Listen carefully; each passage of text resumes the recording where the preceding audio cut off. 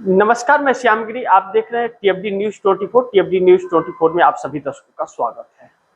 बिहार के अंदर हालात बेकाबू होते जा रहे हैं।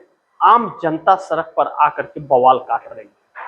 सम्राट चौधरी सरकार जब से आई है तब से अहम सवाल उठ खड़े हुए हैं कि आखिर ये किसकी सरकार है, कैसे लोग हैं, ये कहां से आए हैं यह लोग इतनी नफरत लेकर के। इस देश में इतनी नफरत नहीं थी जितनी भारतीय जनता पार्टी फैला रही है। क्यों फैला रही है यार? लेकिन अब नीतीश कुमार पर भी हजारों सवाल उठ खड़े हुए हैं। 20 साल 6 महीना बिहार की जनता ने नीतीश कुमार को बनाए रखा।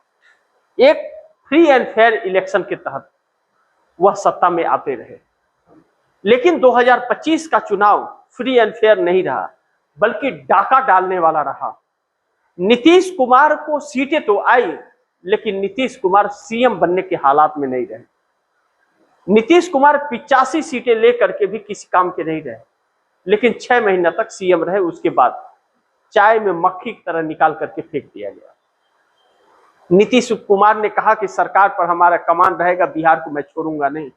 आज बिहार में है नीतीश, लेकिन क्या कर रहे हैं? आम लोगों के घरों पर और दुकानों पर बुलडोजर चलाया जा रहा है।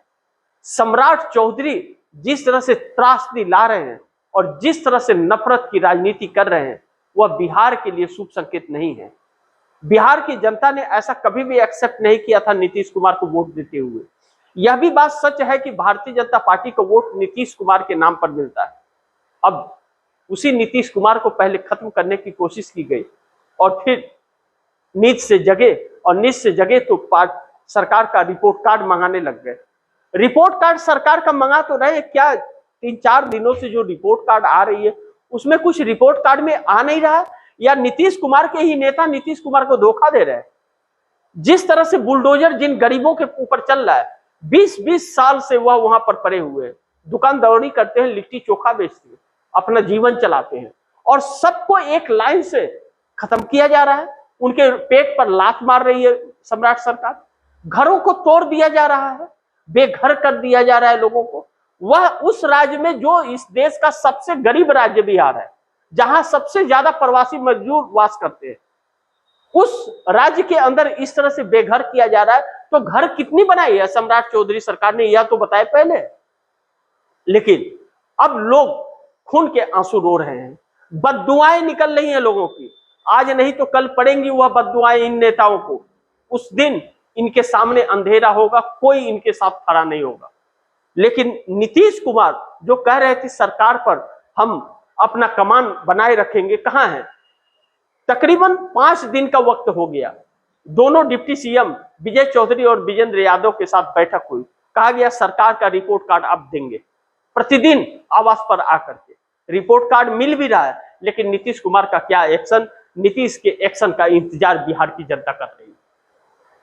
लेकिन अब यह कहा जा रहा है, सिर्फ कहा ही जा रहा है, आधिकारिक बयान नहीं आ रहा है कि नीतीश कुमार एक्शन में आएंगे। अब कौन सी एक्शन में आएंगे?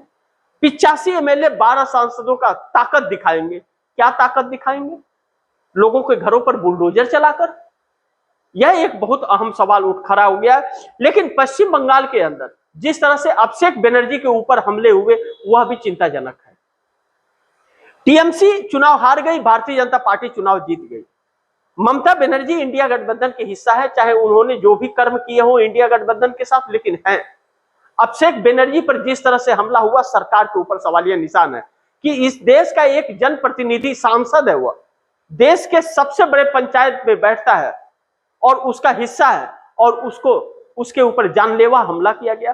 अभिषेक बनर्जी के ऊपर सोनारपुर में जिस तरह से हमला हुआ, अगर पत्रकारों ने न बचाया होता, हेलमेट न पहनाया होता, तो सर 2 टुकड़े हो गए होते, 2 भागों में बट गए होते सर फट के। ऐसी समस्या बिहार, आखिर बंगाल के अंदर यह कर कौन रहा है? सब भारतीय जनता पार्टी के लोग हैं, लेकिन प्रशासन भी गायब है। सुरक्षा उनके हटा लिए गए हैं अभिषेक बनर्जी के, जबकि उन्होंने आशंका जताई थी कि हमारे ऊपर हमले हो सकते हैं। लेकिन शुभेंदु अधिकारी सीएम बनते ही सुरक्षा हटा लेते हैं, और हटाने के बाद अभिषेक बनर्जी पर हमला हो जाता है। दुर्भाग्यपूर्ण यह है कि अभिषेक बनर्जी जब अपने कार्यकर्ता से मिलने गए तो वहां प्रशासन था, लेकिन जब हमला हुआ तो प्रशासन उसके पहले ही गायब हो गया और फोन करने पर भी पुलिस प्रशासन लोकल की नहीं आई। अब ऐसे में अभिषेक बनर्जी सीरियस है, कोलकाता के हॉस्पिटल में भर्ती हैं और राहुल गांधी ने सलाह दी है कि उन्हें हैदराबाद भेज दिया जाए। और राहुल गांधी ने ममता बनर्जी से फोन करके बात की और कही कि हम आपके साथ हैं, हमारी संवेदनाएं आपके साथ। 6 जून को इंडिया गठबंधन की बैठक होने वाली है। नीतीश कुमार के एक्शन का इंतजार बिहार के लोग कर रहे हैं।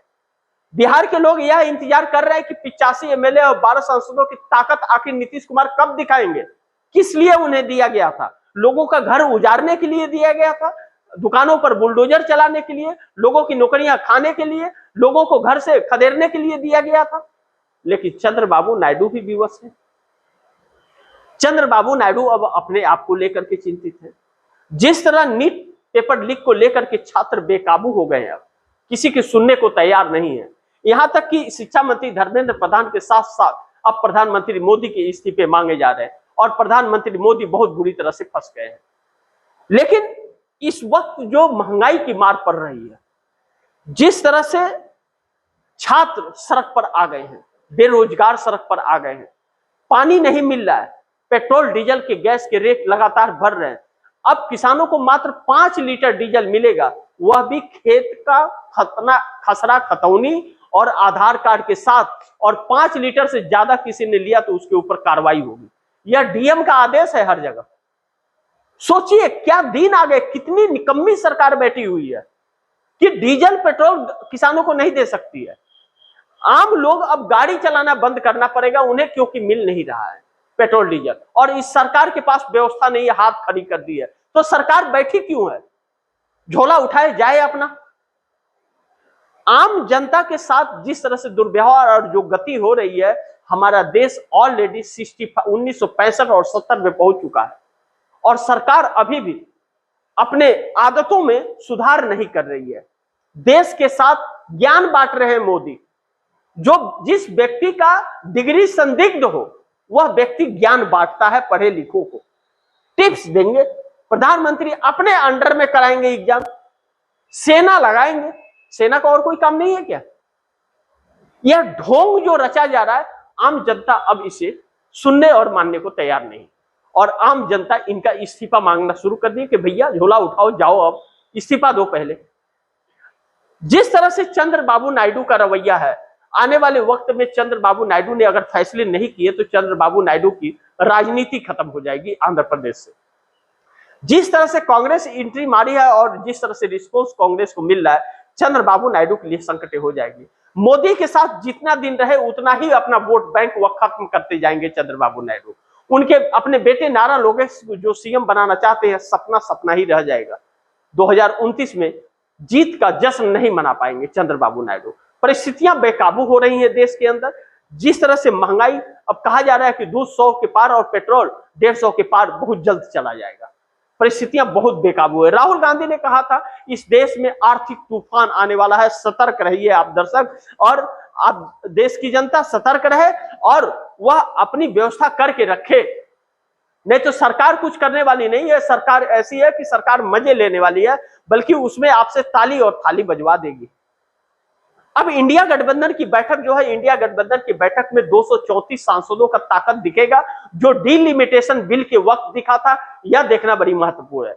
अगर इंडिया गठबंधन के 234 सांसदों की ताकत अगर बैठक में दिख गया, तब तो नरेंद्र मोदी की सरकार की उल्टी गिनती शुरू है। इस बात से इंकार नहीं किया जा सकता। और नरेंद्र मोदी सरकार को इसी बात का खौफ है।